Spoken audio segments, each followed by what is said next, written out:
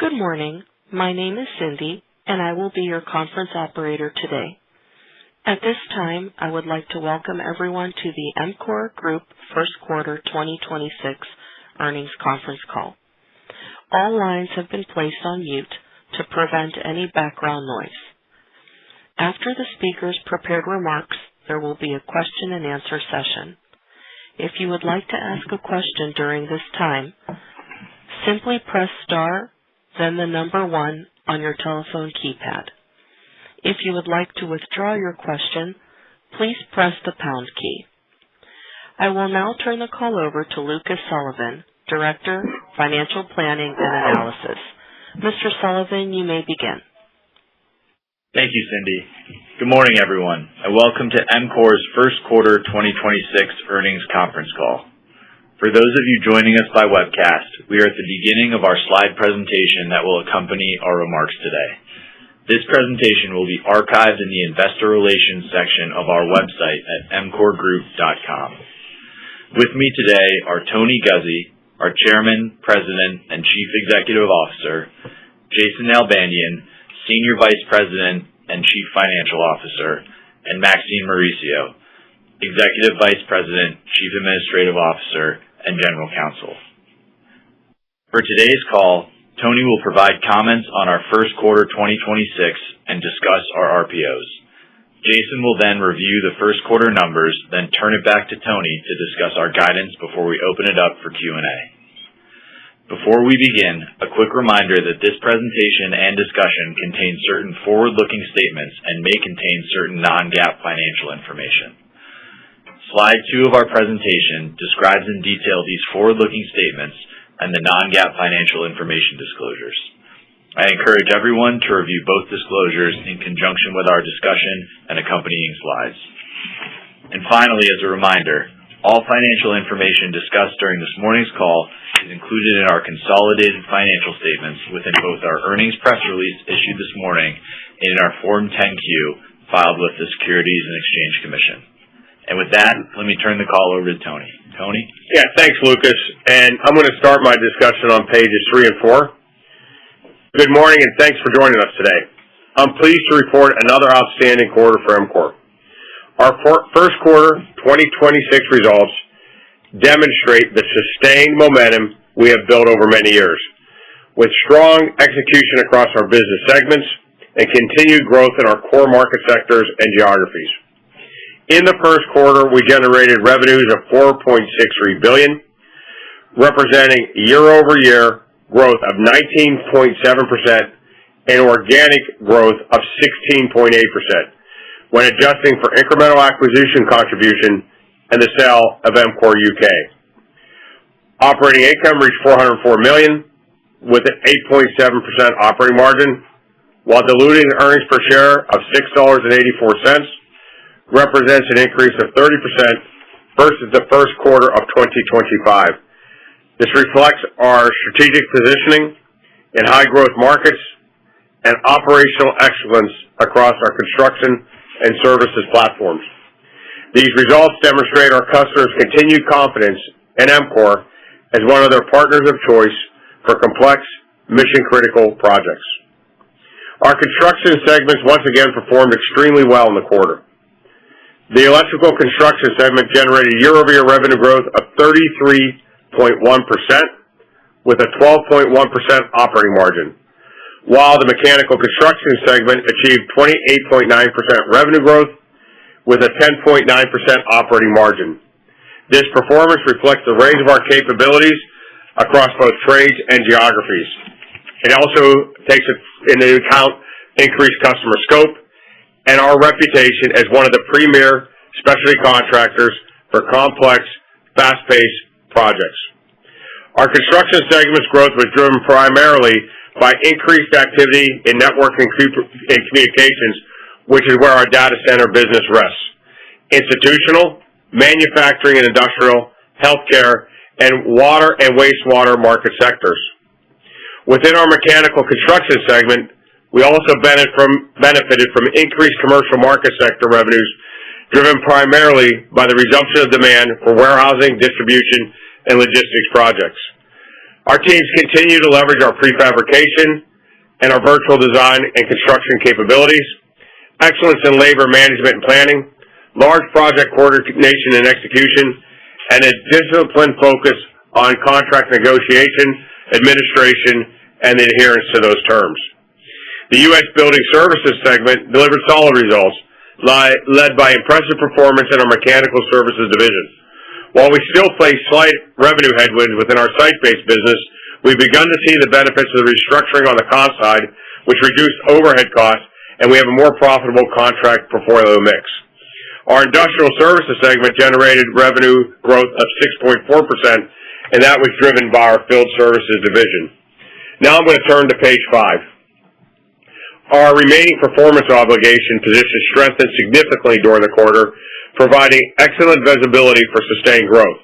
Our RPOs totaled $15.62 billion at the end of the quarter versus $11.75 billion in the year-ago period and $13.25 billion as of December 31, 2025. This represents year-over-year growth of 32.9% and sequential growth of 17.9%.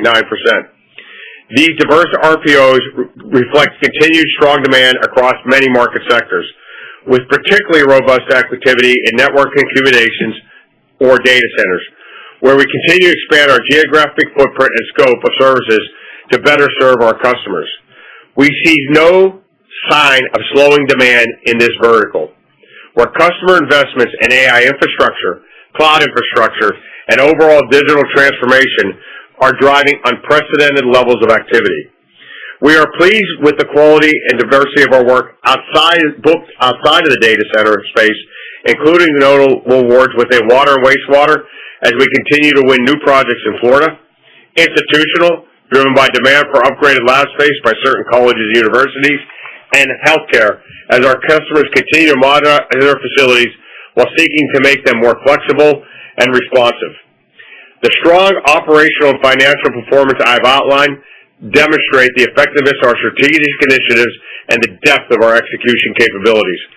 Our teams continue to deliver exceptional results for our customers while maintaining disciplined financial management and operational excellence and continued good contract negotiation and adherence to the contract terms we negotiate.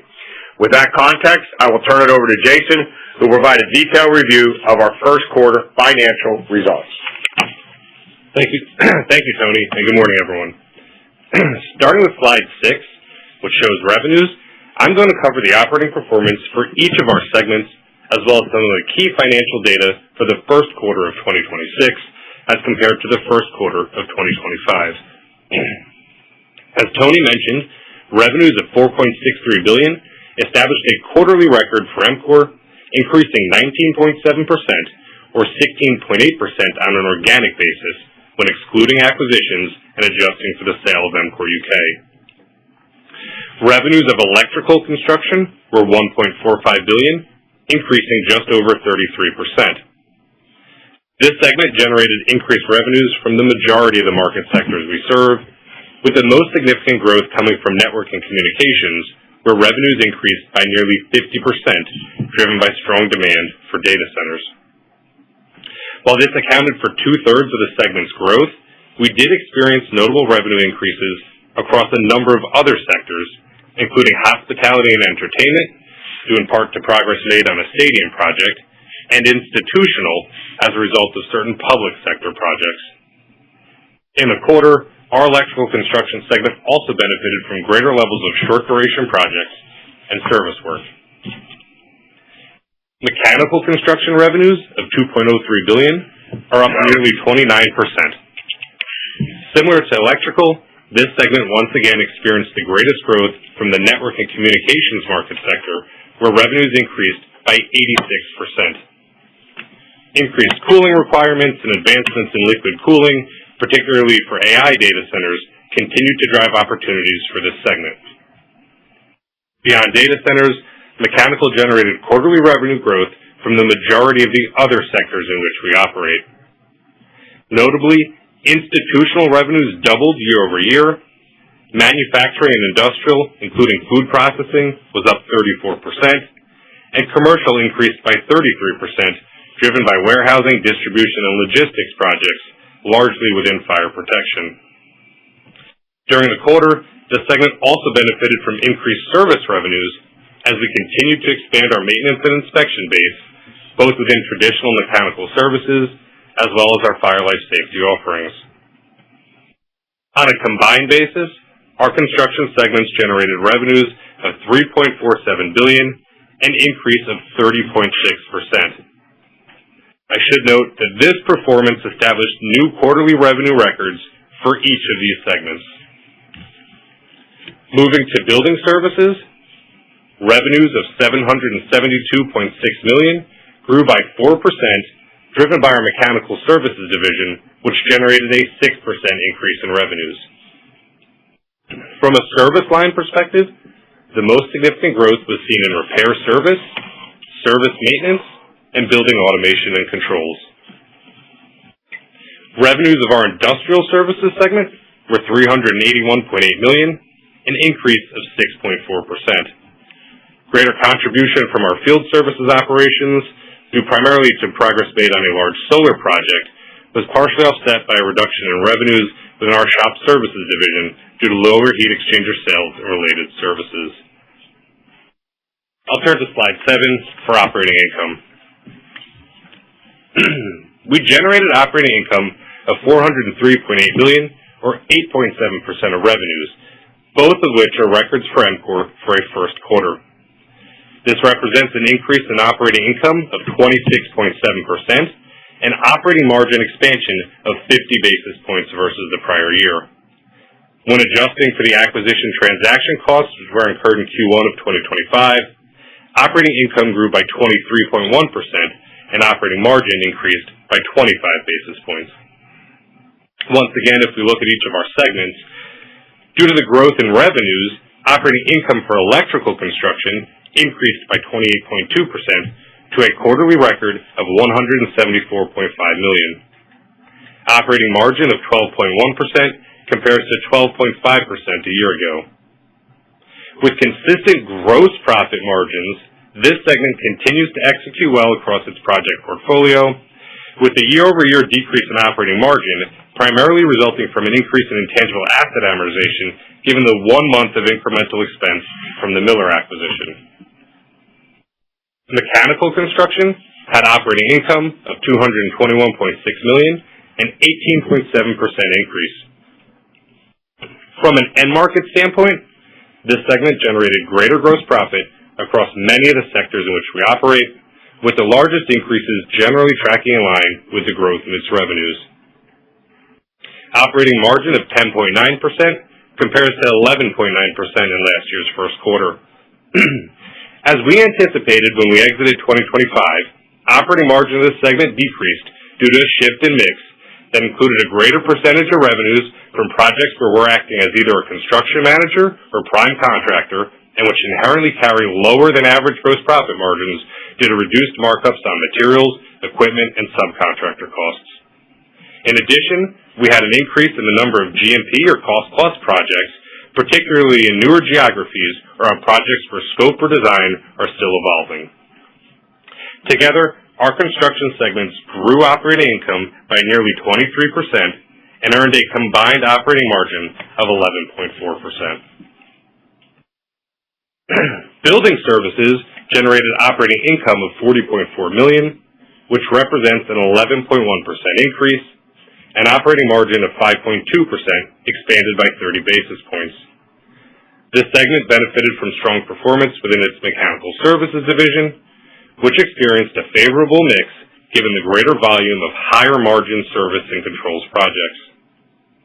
Also, as Tony mentioned, while we do face some headwinds within our site-based business, the restructuring we did last year has proven to be successful, resulting in both reduced overhead costs and a more profitable contract portfolio. And lastly, operating income for industrial services was $12.8 million, an increase of 89.1%, and operating margin of 3.3% expanded by 140 basis points. As a reminder, and contributing to the favorable year-over-year comparison, the results for this segment in last year's first quarter were negatively impacted by a $4 million increase in the allowance for credit losses, which negatively impacted operating margin for Q1 of 25 by 110 basis points. Excluding this impact, the remaining increase in operating income and operating margin was primarily a result of greater gross profit and greater gross profit margin within its field services division. If we quickly turn to page 8, I'll cover a few items not included on the previous slides. Gross profit of $864 million increased by 19.5%, and our gross profit margin of 18.7% remained consistent with that of the prior year, which represents a record level of performance for a first quarter. SG&A was $460.1 million, or 9.9% of revenues, compared to $404 million, or 10.4% of revenues a year ago. With the top-line growth we experienced during the quarter, we are pleased with the operating leverage we attained, as evidenced by the decrease in our SG&A margin. And finally, on this page, diluted earnings per share was $6.84, which represents an increase of 30%, or 26.4% when excluding the transaction costs in last year's first quarter. And finally, for me, let's turn to slide 9, which covers our balance sheet. Our balance sheet, including $916 million of cash on hand and $1.25 billion of working capital, remains strong and liquid and enables us to continue to fund organic growth, pursue strategic M&A, and return capital to shareholders. During the quarter, we returned $105 million of cash to our shareholders through stock repurchases and our quarterly dividend. Although not shown on this page, due to an increase in accounts receivable, given our strong organic revenue growth, and coupled with the payment of the prior year's incentive compensation awards, cash flows from operations in the first quarter were essentially neutral. However, for the full year, we remain confident in our ability to generate operating cash flow at least equivalent to net income, or up to 80 to 85% of operating income, consistent with previous years. With that, I'll turn the call back over to Tony. Yeah, thanks, Jason. And I'm going to be on pages 10 and 11. Given our strong start to the year and the strength of our remaining performance obligations, we are raising our full year 2026 guidance. We are increasing our revenue and diluted earnings per share guidance to a range that reflects our confidence in the sustained operational excellence that we have exhibited and strong market momentum. Such guidance reflects the demand that we are seeing and our success in winning and executing large-scale projects across many geographies and market sectors. We now expect to earn revenues of between $18.5 and $19.25 billion, and diluted earnings per share of between $28.25 and $29.75. As a reminder, EMCOR's business is characterized by project cycles and timing that can create quarterly variability. However, our guidance reflects our current expectation of continued strong operating margins throughout 2026, supported by disciplined project selection and execution. We are focused on maintaining pricing discipline while delivering exceptional value to our customers. Our sustained success is built on focused execution across a number of key priorities that differentiate EMCOR and position us for continued growth. I'm now going to highlight 4 of them. The first one is our training, peer learning, and our productivity initiatives. We continue to leverage our training programs, our virtual design and construction capabilities, and prefabrication facilities and capabilities, and advanced project planning and delivery methodologies. We are committed to improving our means and methods every day, sharing knowledge across our organization, and investing in workforce training, retention, and expansion. The second item is contract management discipline and negotiation. We deliver exceptional results for our customers. However, we do protect our rights and interests through careful contract management, negotiation, particularly on complex, fast-paced projects. Third, we're known for field leadership excellence. One could argue that is our core product. Our field leadership excellence, from frontline foremen and superintendents to project managers and executives and subsidiary and segment leaders, make EMCOR an employer of choice in our industry. And finally, supporting all that is our commitment to invest with discipline and for the long term. We maintain a disciplined approach for how we grow organically and through acquisition. This, coupled with the return of cash to shareholders through dividends and share repurchases, has provided the foundation for our compounding record of success over the past decade and provides balance to our approach to capital allocation. These interconnected priorities create a sustainable competitive advantage that drives superior, durable performance across many diverse geographies and market sectors. The fundamentals of our business remain strong, with sustained demand across several key market sectors. We will continue to always face macroeconomic challenges. In fact, I can't remember a time when we haven't had them, such as geopolitical events, rising commodity prices, but our team has consistently demonstrated the ability to navigate complexity and continue to deliver results. Our success is a direct result of their dedication, their resilience, expertise, which results in executional excellence from our teammates across the organization. I want to thank every member of the EMCOR team for their contributions to our outstanding first quarter performance and over the long term, and for everything you do to serve our customers, keep each other safe, and drive our success every day. Thank you for your time this morning. We will now open the line for questions, and Cindy, I will turn the call over to you. We will now begin the question and answer session. To ask a question, you may press star, then 1 on your touch-tone phone. If you are using a speakerphone, please pick up your handset before pressing the keys. If at any time your question has been addressed and you would like to withdraw your question, please press star, then 2. At this time, we will pause momentarily to assemble our roster.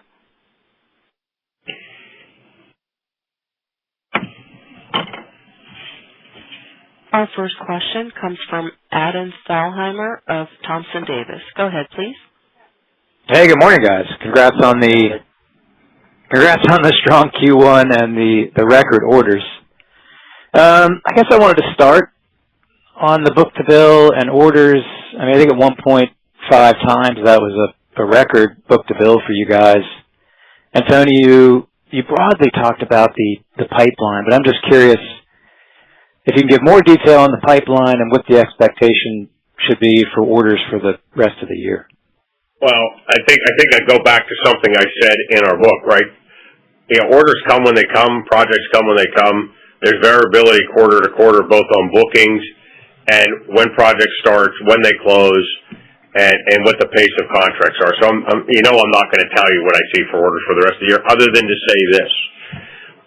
We continue to see, and I said it in my script, we continue to see no slowing of demand, especially in data centers, and really across other key market sectors. I don't think we're surprised by the demand we're seeing in water and wastewater in Florida, and we're winning a little more maybe than we thought we would. I don't think we're surprised by the continued demand over multi-years in healthcare. We continue to see a strong manufacturing and industrial business. I mean, projects can come in there a little lumpy, and then they can also come in smaller task orders thereafter. I think the market that surprised us the most over the last 6 to 9 months, or 2 to 3 quarters, has been the institutional market. That has shown more resiliency than we would have thought. But I think that's the result of the market positioning we have in some key markets with some universities that are spending money.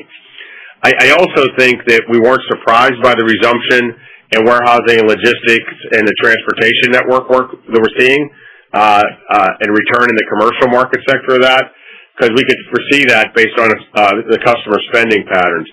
I would say right now, we will continue to grow in excess of non-res, like we have historically, pretty significantly, and we will continue to win important new projects in penetrating current geographies we are, and investing in new geographies, even if they may seem adjacent across the data center space. One area that always remind people, because I know the question's coming about high-tech manufacturing, I think that's a market of choice for us. We are well positioned in several key markets, especially in the Mountain West and in Arizona, and we're positioned there specifically across the trades of fire, life safety, mechanical, and some electrical. And we have the ability in other markets to serve, especially fire, life safety, in just about every high-tech market that exists. We look at that as a flex market. They can be very difficult customers to work for in some cases, especially in the semi-market. And sometimes we're making a mixed management issue within the geographic market to maybe serve a larger data center campus that maybe go after the next semiconductor fab. But again, we feel good about demand right now. Spending patterns remain, and things are pretty much unraveling for the year, much like we expected. We're not chasing margin percentages right now. We're much more focused on growing margin dollars, which is what you actually spend and invest for the long term. That doesn't set me up well for my next question, which is on margin percentages.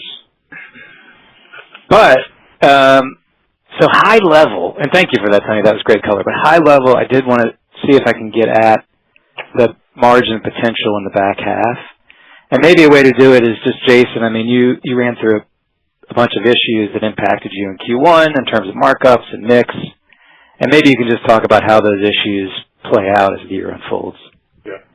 I think we said this exiting last year, and I think it still holds today, right? If you look at that guidance range we provided, we do have some lower margin scenarios in there which anticipate a changing mix.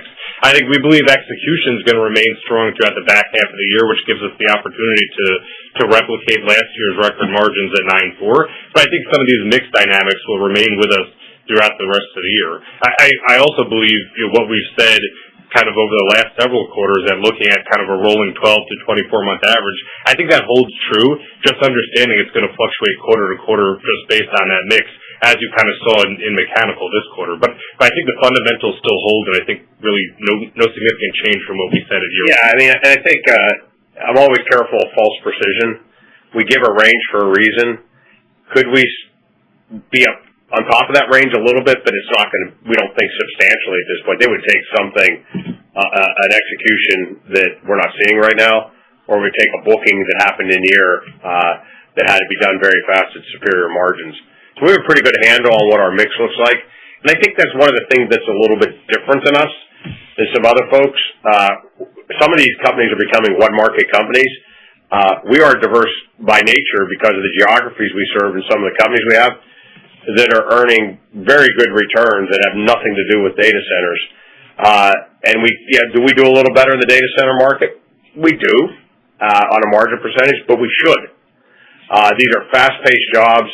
They require a very strong dedication of our resources. And look, they come with risk, right? I mean, at the end of the day, we're always balancing contract risk versus execution versus type. And sometimes that leads us to take a contract structure that may have inherently lower gross margins, but on a risk-adjusted basis. And then it could lead to follow-on work that comes in a fixed-price way, which will then allow us the opportunity to grow margins over time. But we feel good about where the margins are on a year-to-date basis. I think the year started out pretty much like we thought, with, quite frankly, just stronger revenue than we expected. And we're winning in markets right now. And that feels really good. All right. Thank you guys so much. I'll turn it over. The next question comes from Brian Brophy of Stifel. Go ahead, please. Yeah, thanks. Good morning, everybody. Nice quarter. Tony, you touched on my question at the end of your last answer in terms of potentially shifting some of this mix away from GMP to cost plus. GMP and cost plus to fixed price over time. I guess, help me understand, is that kind of a deliberate decision on your guys' part to start off with maybe some lower risk structures in these new geographies? And I guess, what's the needle mover, or what needs to happen for you guys to potentially move these to more fixed price and increase the opportunity for higher margin over time? Is it just you guys need to get comfortable in the new geography, or is there something else? No, look, first of all, it's not only our decision, right? Some of our customers prefer to operate in a GMP mode because they anticipate they're going to have a fair number of change orders and they want to get started on the job. So it's not only our decision. when it is our decision, I think you outlined it right.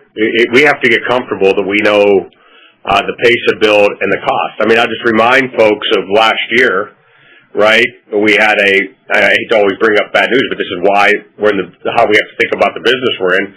We were in a market that checked 3 of the 4 blocks, other than it was relatively new for the size we were trying to build. And at the end of the day, we took a fixed price. We didn't get the acceleration change order quite what we thought we priced it right, and therefore we ate it. So that didn't make us shy away from fixed price work, but it shows you when you don't get it right, you own it. And so contract structure is not only our decision, it also comes from our owner. And we typically work together. Now, I think most owners, if they think we have a good handle on what it looks like, and they can get a fixed price that looks like can fit their budget, and it takes away all the auditing and contract stuff that goes with a GMP contract, they're more than happy to move away. The other variation on that is we can get 50% into or 60% into a GMP job. We both feel comfortable that we've locked in cost and scope, and therefore we will change it to a fixed price contract. So I'd like to tell you there's 4 or 5 variables here. That variables could be up to 6 to 12 of contract administration and structure.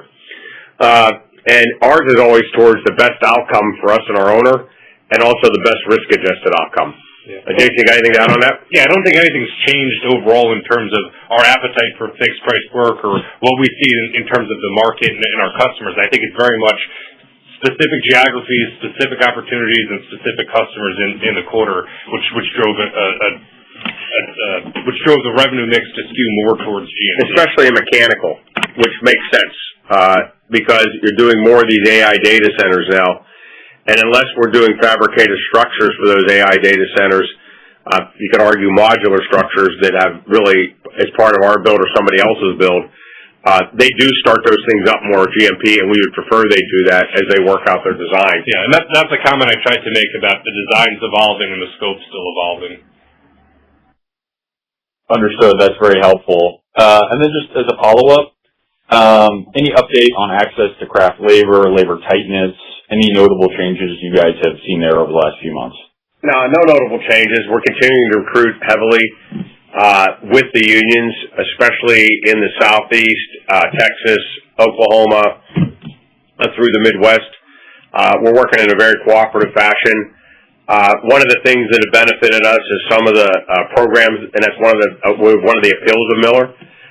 They are excellent at this. They have a pro trade program that allows a quick training program of 2 to 4 weeks, gets people functional, allows us to bring them in at the right classification and get them functioning safely and productively on a job site.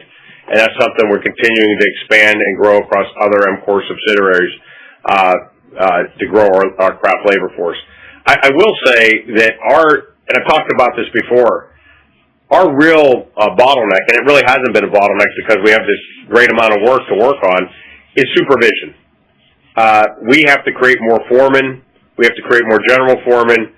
We have to get project engineers to be able to move to project managers to be able to move to project executives. That's how we really grow. You know, our constraint on growth, yes, we have to build fabrication shops, whether they're on-site in tents or whether they're off-site in our fixed facilities. We always have to be thinking about that curve. We don't like to get too far ahead of that curve because there may be other ways to skin that cat on fabrication, like on-site fabrication and other things. But we're always have an eye towards developing that supervision level. I said it in my remarks. Our core product is really field labor supervision and leadership, and we just apply it in these trades, and we do that very well. And therefore, if you're doing that well, you become an employer of choice because trade craft people typically like 4 or 5 things, right? First, they like to know they're going to get paid every week, and their benefits are going to get paid, and in either no particular order. That you're going to give them the safety equipment and tools that they need to be safe. That you have a good safety program. That the supervision they're working for actually knows what they're doing and can really share means and methods and are plugged into our network to gain more knowledge on means and methods. That they're working for people up through the chain of command that understand the work they're doing. And finally, that if they do a good job and so choose to want to be part of one of our core teams, that we have ongoing work, and that if they want promoted, that they have an opportunity to be promoted. EMCOR emphatically checks all those blocks in our subsidiary companies, And I think that's why it's difficult. Our guys are slogging away at it every day on mixed management. But I think we've been able to meet the moment as far as recruitment and retention of trade, excellent craft personnel. Yeah, understood. Very, very helpful color. I appreciate it. I'll pass it on.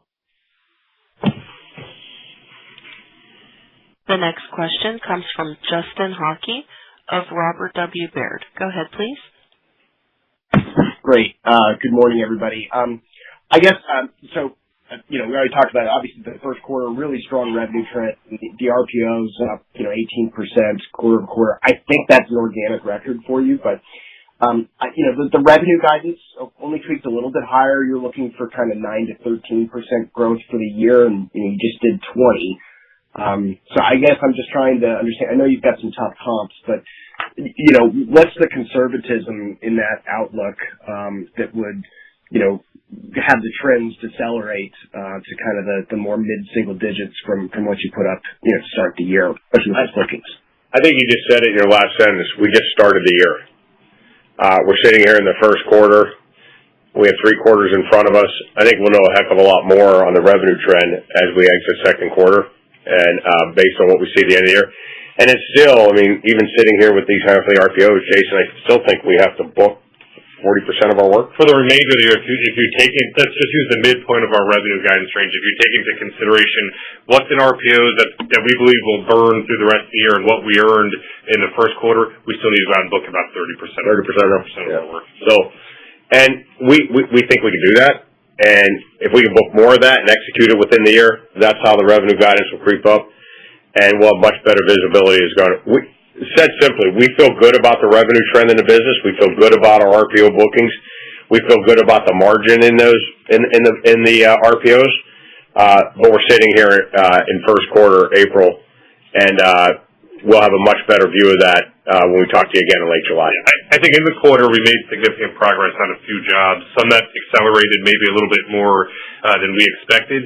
When we look at the rest of the year, I think where we land in that guidance is really going to depend on how quickly we mobilize on some of the new work we just booked, right? We had strong bookings in the first quarter, so how quickly do those jobs mobilize? How quickly do we assemble a labor force? And how quickly do they start burning? That's what's really going to dictate where we land. Okay. All right. So previously it was 40 to 45% of kind of new work you had to book, and you're saying it's 30. I just want to make sure. For the remainder of the year, right? Given we have one quarter behind our belt and the strong bookings we had in the year. Yeah. Okay. And then I guess going back to the GMP contracts versus fixed price, can you give us?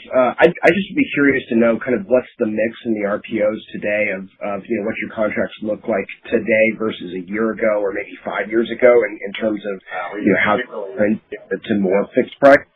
I don't think we can do that analysis from 5 years ago with any precision because things change halfway through a lot of times and it ends up something different. I think versus a year ago, I think incrementally it's moved a little more to GMP, and I would say this is not analytically precise, but I think that's mainly in mechanical, and it's mainly driven by, I think, a larger scope of work, which we're guessing. We know that emphatically. We have a pretty good idea because of the power requirements and the interact cooling we're doing, which is driven primarily, which we think, by AI data centers. These are some of the large language model data centers, and we think that's the case because of where some of them are being built. And a lot of this, we can tie all that together because of access to power and proximity and all that. So I think that's really the difference. Where that will land later, we'll see. And not all GMP contracts are built the same way. But at the end of the day, there has been a little bit of a mix shift to there. And it only takes a couple points to change 10 bips or 15 or 20 bips of margin. I would offer, though, that we wouldn't take these things if we weren't driving more margin dollars by doing it. Correct. Versus other opportunities. Okay.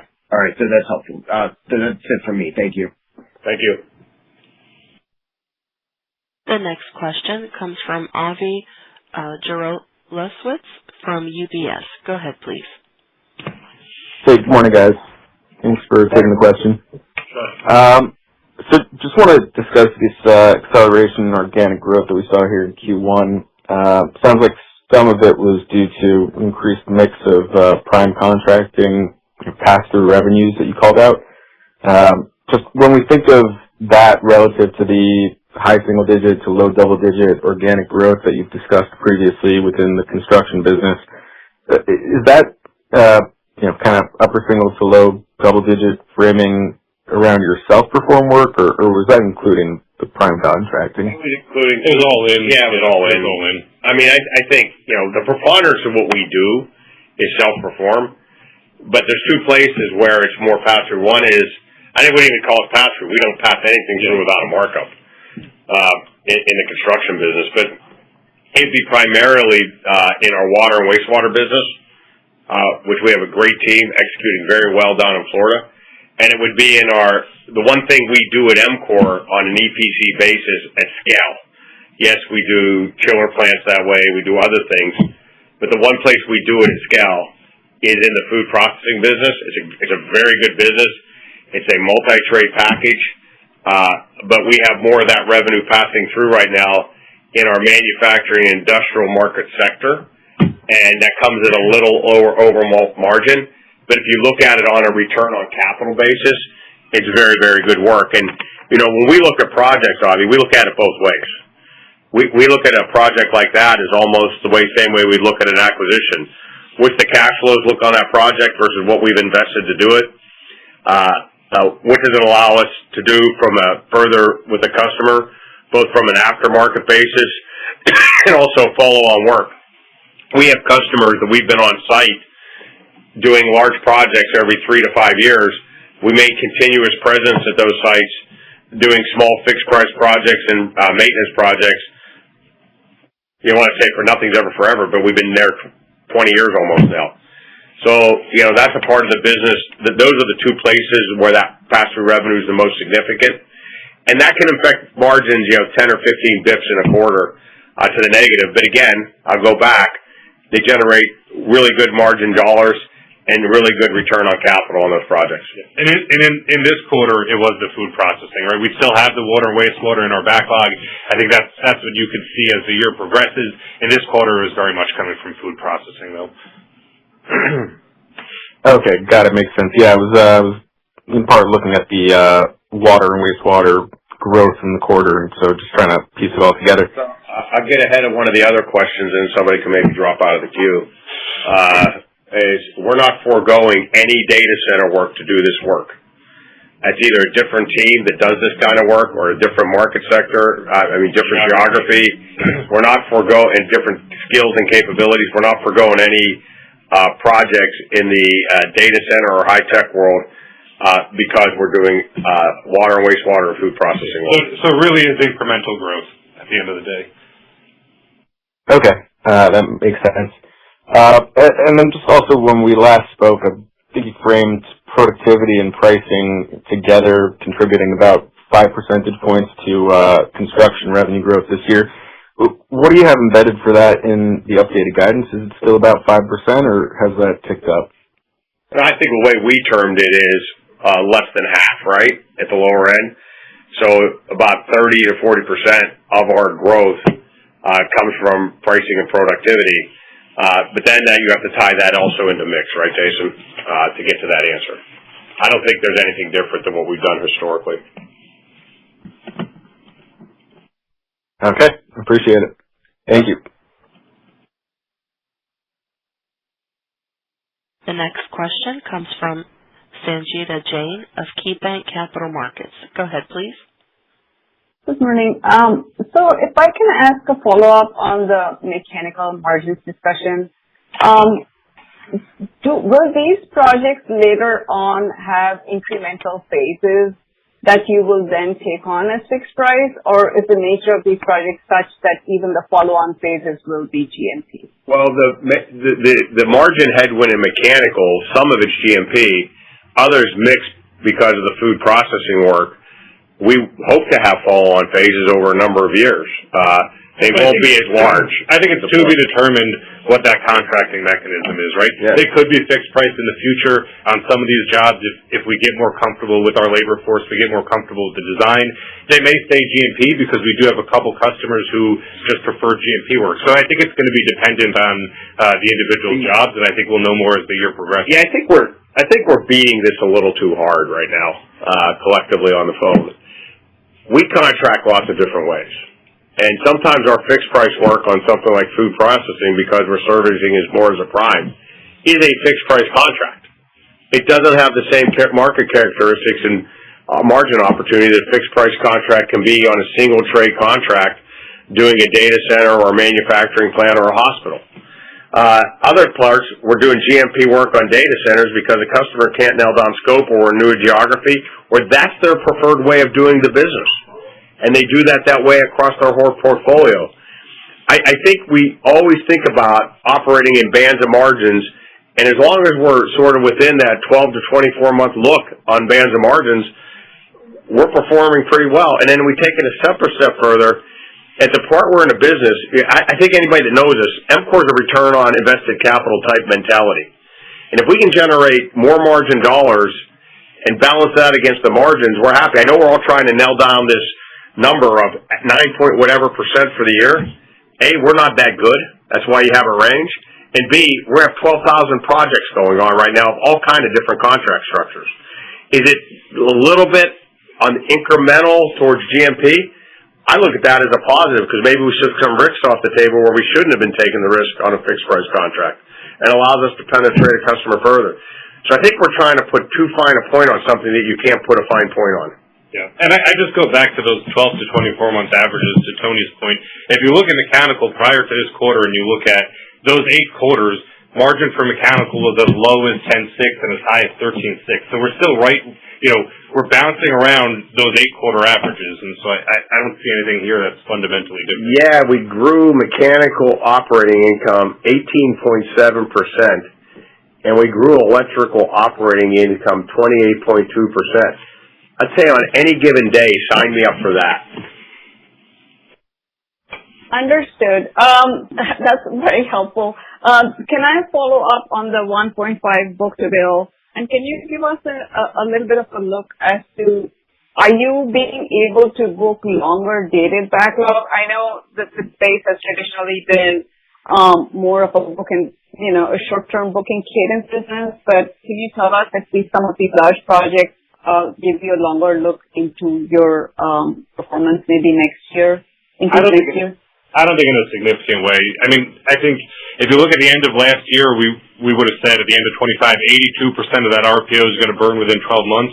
Where we sit today, we say 78% is going to burn within 12 months. So a little bit longer, a little bit more extending beyond the 12 months, but not in a significant way. If you look at our total RPO, I'd be surprised if $6 to $6.5 billion goes even into 27. Right. And that'll increase as the year goes on. Yeah, of course. Got it. Thank you very much. Yeah, thank you.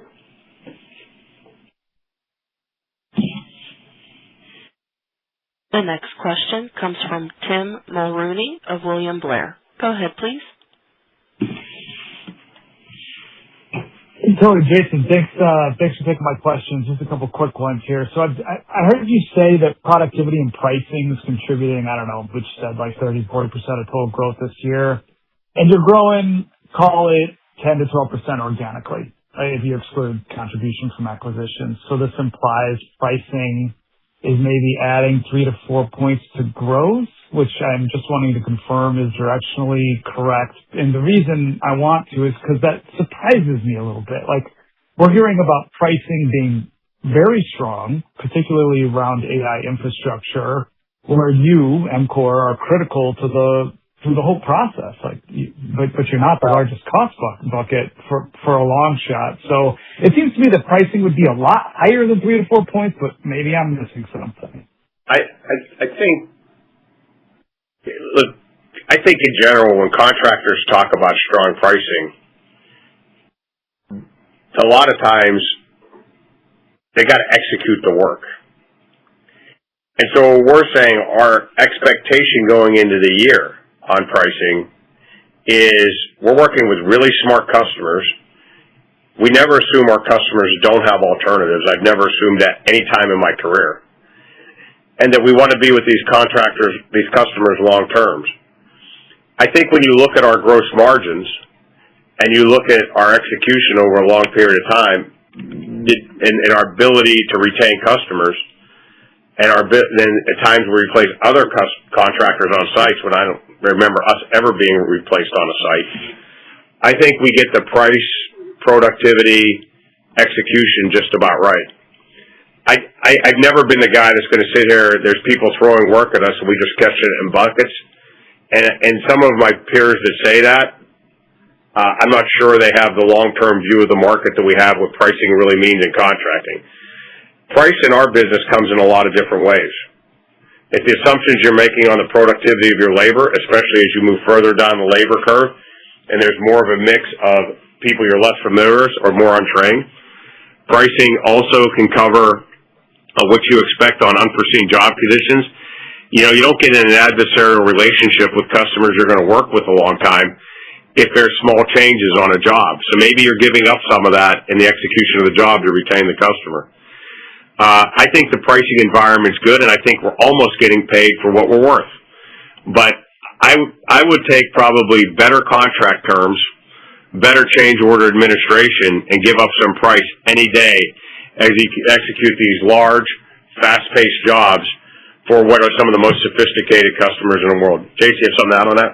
No, I just think when you look at the number of jobs we're executing today versus the number of jobs a year ago, and you kind of back into the growth rate in jobs or even average contract values, I think it supports what we're saying, which is that really volume, demand, and productivity are the core drivers of our revenue. Okay, that's very clear. Thank you.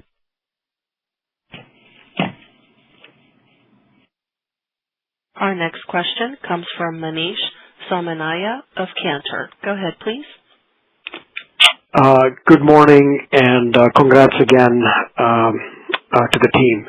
Couple of questions. Maybe, Tony, for you first. When I think about the contracts that you're being awarded, especially the mission-critical projects, are you seeing both electrical and mechanical scopes? Or is that... I mean, we don't... I think underneath your question, are we combining electrical and mechanical scopes and bidding the jobs that way? Absolutely not. But are we on some sites, both electrically and mechanically? Yes.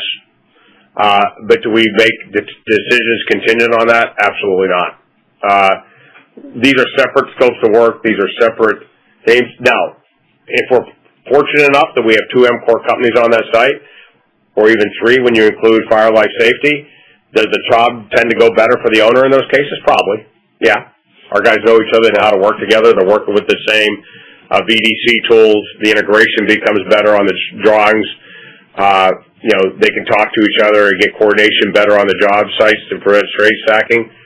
But do we specifically bundle the 2 things together and bid it as a package? No, we don't do that. Almost never. I don't want to say never. Nothing's almost never. But we almost try not to do that. But if you look at our bookings and you say, okay, there's a significant increase in data center bookings or networking communications RPOs, that's coming from both mechanical and electrical. When you look at the revenue growth within each segment, let's just again look at networking communications. Round numbers, electrical's up $240 million and mechanical's up $280 million. So we're seeing that growth in both, and we're seeing the bookings from both. Okay, that's super helpful.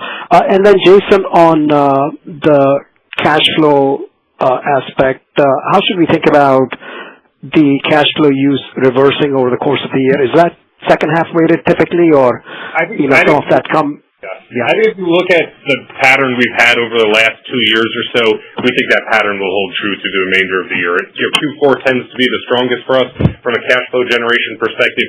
Q1 tends to be the weakest. But if you look really over 24 and 25, we expect those patterns to be about the same. Okay. And then just, Tony, back to you. Maybe if you can just talk about the M&A pipeline, what you're seeing out there, what are still the missing pieces within EMCOR, geographically or product-wise. And then, maybe if you can also just give us a sense as to what you're seeing so far in the second quarter. Well, I won't answer that. In terms of demand. I won't answer that question. We're reporting on the first quarter today. Look, our acquisition pipeline is good. Deals happen when they happen. Our primary area of interest is electrical construction. We're a medium voltage company or line voltage company. We're not really looking to grow the high voltage market or the T&D market. We do have a position there, but it's mainly in the Mountain West, and it's a very good company. But we're not looking to become Quanta in the T&D business. We're going to continue to do low to mid voltage acquisitions in electrical.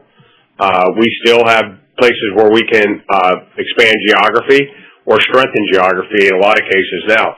I think what we've had great success with is either buying an acquisition at scale, which is a Miller. That's a great example of that. But we also have many examples in EMCOR, which is, I think, where you create the most value, is where we take a electrical contractor that was just a good industrial or healthcare contractor, could do really sophisticated work. We know that there's customers that want us to do data centers in that market. We were able to come in and take that group of folks and take their core business, have them continue to do that. Through our peer learning and help, we can then have them expand into data centers. And that comes at much better valuation than the folks that are doing 80% of their work in data centers that everybody's frothy over and wants to spend 12 or 15 times earnings. We're not going to do that for a one market company and a one sector company. Secondarily, we'll buy mechanical construction. We've tended to do that more, buy and then take a larger platform like Batchelor & Kimball and grow organically. And the reason that sets up, they can do that well, is because the amount of prefabrication on a mechanical job, they can take more labor hours off the job, and therefore they feel much more comfortable. And then that's sort of the fire protection story too, which is the other part in mechanical that we would grow through acquisition and organically. And with the fire protection, we're both growing the construction capability and the aftermarket capability. The other area of interest for us is, of course, the mechanical service space. We do both. They're not large compared to the construction acquisitions, but we'll do larger acquisitions there. There we're buying, footprint. We're buying technician capability, and sometimes those acquisitions are small as a couple $1 million asset deal to open up a market or strengthen our market, whether it's a certain type of equipment, a certain kind of capability. And then we also love to continue to support our customers through building controls and automation in mechanical services acquisitions, where we're one of the more significant independent building controls, and we have a number of different brands we're a dealer for, and we have good capability, and that's both on the front end of the business and the design, the development of the user interfaces, and of course the installation and the commissioning to make sure it works. Those are our primary interests as we grow through acquisition. I would also argue that we also are not immune to doing the right kind of fabrication acquisition. We haven't done a lot of that to date, but we would do that if we thought we could add. We have ongoing work that we could take some of that capacity and then also kit up, or some call it modular, more than we're doing today. It's not something we've done, but it's something we look at all the time. Jason, I miss anything? I think that's a good summary. Yes, indeed. Well, thank you so much, guys, and best of luck. Thank you. Thank you. Our next question comes from Adam Bubis of Goldman Sachs. Go ahead, please. Hi, good morning. This is Anuj on behalf of Adam. So wanted to understand what is your prefabrication capacity today and how much capacity do you plan to add this year? And additionally, if you can discuss the puts and takes of internalizing fabrication versus leveraging fabrication for third-party sales. Look, I think the best way to think about how we think about it is to look at our CapEx spending. We don't necessarily look at it as we're destined to add this much square footage, because I think you got to take the fabrication that we do and break it into 2 or 3 pieces. One is the traditional fab we do just about every contract that we have, which they're doing some pipe fabrication, a little bit of fittings on the sheet metal side, and they do that to support the aftermarket and the smaller projects in their market. We do a lot of that. The second fabrication is more dedicated fabrication, especially in our bit larger mechanical and electrical contractors, and that breaks into 2 pieces too. There's, especially electrically, there's almost a catalog we can do that says we're taking all these different parts from distributors and OEMs, putting them together so it almost kits out to the site. And then there's job specific where we're making conduit racks and different bends that we're doing specific to that job. that looks more like what we do in the mechanical side, where there we can have pretty significant pipe shops, pipe rack shops that do a variety of sizes, from small bore to large bore. And then we also have sheet metal shops, where we're hoping to generate off those coil lines somewhere between 800,000 and 1,2 million pounds a year. Now, again, and then there's the third part of that is part of that fabrication, if we can do on job site in a tent and bring equipment in and not have to move it as much, we do that too. So we're much more adaptable maybe than some others in fabrication. And I think that distinguishes us from other people is, for the most part, you never say everything's every, but for the most part, EMCOR is fabricating for EMCOR and doing it as part of our job design. We do have cases where people want us to build that other people installed, but that's a small minority of our fabrication versus others. And I think part of that is because we tend to have our trades focused on it. We're not a multi-craft workforce, maybe like a non-union workforce can be in some markets. Hence my discussion about if we did fabrication and looked at it that way, that would be a fabricator would buy that we think we could bring more value to by looking at more multi-trade work. Jason? No, just if you look at, Tony made the point about our CapEx over the last several years, and we've said it before, if you take even just a 3-year look, our CapEx, if you're looking at a CAGR, is growing twice what our revenue is, and that's those investments we're making in prefab. If you look at 26, I think we'll spend somewhere between 115 and 125 million on CapEx, and I think a significant part of that will be fitting out fabrication facilities or upgrading the ones we have today. Thank you. That helps. And just one more follow-up. So, demand remains particularly in your data center business. So, what if anything sets the ceiling on level of growth you can achieve from a capacity standpoint? Is it labor, equipment procurement, etc.?